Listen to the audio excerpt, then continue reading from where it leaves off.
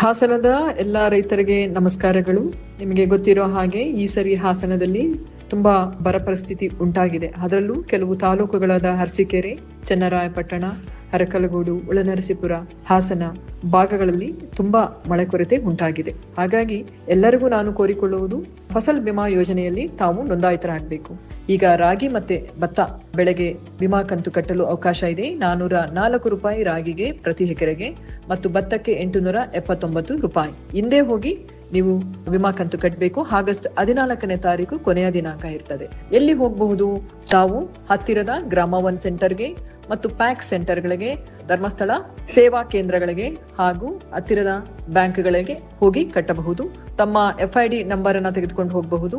ಇಲ್ಲವಾದಲ್ಲಿ RTC ಮತ್ತೆ ತಮ್ಮ ಆಧಾರ್ ಸಂಖ್ಯೆ ತೆಗೆದುಕೊಂಡು ಹೋಗಬಹುದು. ಹಿಂದೆ ನೋಂದಾಯಿಸಿಕೊಳ್ಳಿ. ತಮ್ಮ ವಿಮಾ ಸೌಲಭ್ಯವನ್ನ ಉಪಯೋಗ ಮಾಡಿಕೊಳ್ಳಿ. ಧನ್ಯವಾದಗಳು.